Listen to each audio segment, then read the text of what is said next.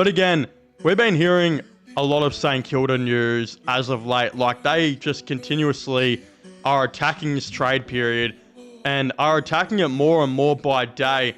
You know, as mentioned before, they now have Silvani, TDK, and Sam Flanders officially locked to the team. And they're not stopping here. Of course, they recently parted ways with a player earlier in Harry Boyd, who is an okay backup ruckman, mainly played VFL footy for them this year. He's actually expected to be getting some looks, with the Fremantle Dockers actually looking at him for their backup ruck spot. That was being reported by the man, the myth himself, footy rhino, Ryan Daniels. But also the big one, which has really come out of left field, reported by John Ralph on Herald Sun, that the Goey rumours of St Kilda have reached fever pitch. Now, I didn't even know there were rumours of Goey going to St Kilda. This is a new one to me. It's not like I feel like John Ralph has even reported this at all. He's kind of just come out of nowhere and it's being talked about. John Ralph with an update on Jordan Goey, saying the Goey to St Kilda rumours have reached fever pitch, but he's committed to the Pies and clubs haven't approached his camp. He's only 29, so there's plenty of good footy left at the Pies. Be a huge surprise if anything happened. This St Kilda page saying, sorry, what? Have I been living under a rock? I mean, yeah, this is such a random one that has completely come out of nowhere, but it was like John Ralph had been sitting on this like I would usually sit on a freaking fart after eating some Taco Bell. It's just super random, but the reason I feel like he's talking about it right now is because Kane Corns obviously mentioned the other day that he believes if Collingwood had a chance to shop around Jordan Goey right now, they should be trying to do it. Now, are St Kilda interested in Jordan Goey? Well, I guess at some stage they have been, and this has been a conversation that has happened and has been had. Did Collingwood go out there and mention his name as a player that they would be looking to trade? I mean, maybe. It wouldn't be the first time we've heard about this. I mean, multiple teams have told players so far this off-season to explore their options. Whether the players like it or not, I mean, we look at Gold Coast and Ben Ainsworth. They, of course, have so many players coming through the ranks, through the academy and whatnot. A player like Jake Rogers, who has recently just had some interest as well. They want to get into the footy team as quick as possible and develop him, you know, as quick as possible as well. But a guy like Ben Ainsworth would kind of have to be semi-pushed out for a guy like Jake Rogers to maybe come in the team and play some consistent footy. Ben Ainsworth is on a lot more than what Jake Rogers on, maybe even overs, because they tried to keep him in a time where they were semi-desperate at the end of 2023, early 2024. They're shopping him around. There's a bunch of other players being shopped around. Was this a situation where Collingwood maybe shopped the Jordan Goey around? I mean, quite possibly. He only averaged 15 disposals per game for the year. Played less than half the games for the year as well. And even though he played some semi-good footy towards the end of it, especially some okay moments, you know, in the last couple games, and I think even the game against Adelaide, he was terrible at the first, you know, part of it. A lot of injuries he had. He's had injuries in previous years, and I think the main issue with Jordan Goey has been the off-field issues.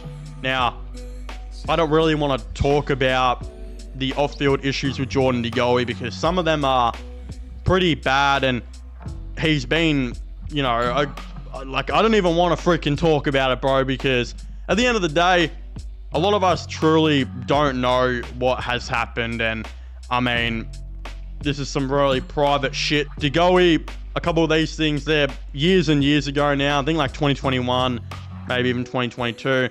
Does that justify teams looking at him? You know, I don't know, leave it to you guys.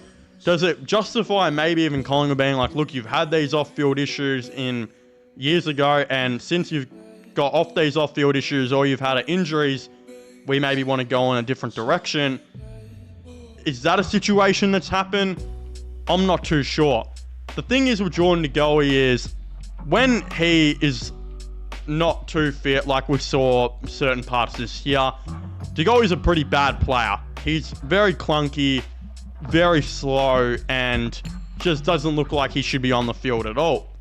But when Jordan De Goey is fit and firing and has that burst which makes Jordan De Goey so special, whether it's the burst from the stoppage or the burst leading out of the forward line, Jordan De Goey is one of the better players in the game.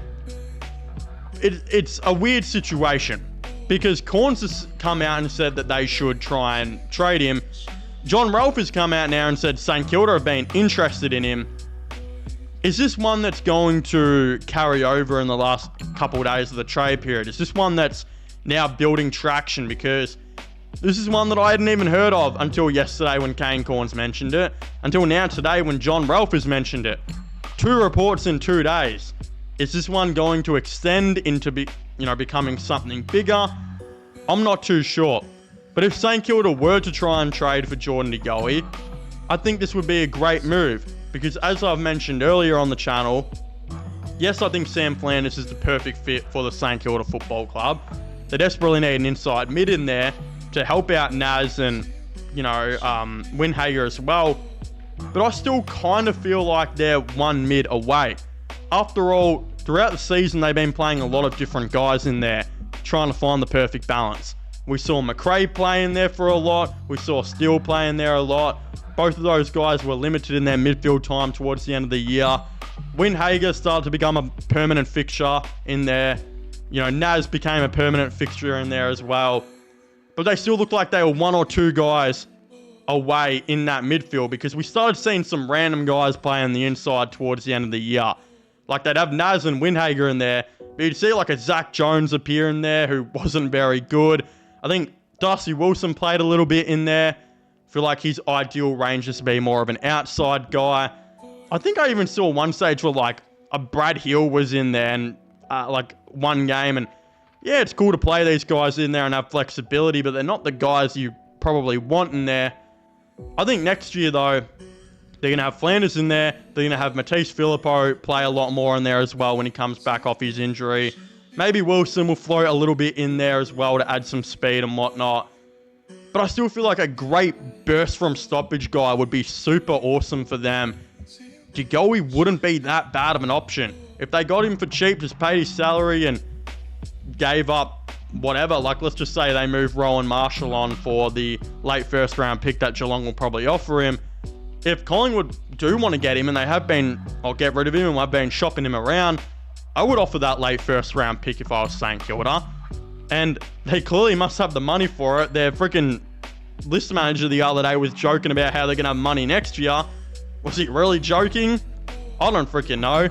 But at the end of the day, if your midfield at like round 15 was like, you had Jack Steele and Jack McRae and a bunch of other guys in there, and you can transform it into next year having Naz in there consistently, Windhager in there, Sam Flanders in there, Darcy Wilson and Matisse Philippou rotating in there as well. Maybe even Travalia. He was one I forgot to mention, played a little bit in there at the end of the year as well.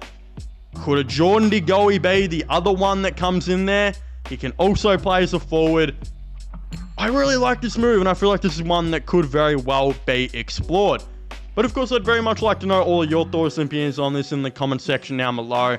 Do you think a team like St Kilda should trade for Jordan De Goey, or do you think Collingwood should just hold on to him like it looks like they are? Don't forget to subscribe to the channel for all our sports content and news. My gaming/movie channel will also be linked down below. Go check that out. As well as giving my Instagram a follow if you haven't already as well, which will be linked in the description down below. But yeah, as I was saying, please make sure to leave a like, subscribe, and comment, and I'll see you guys next time.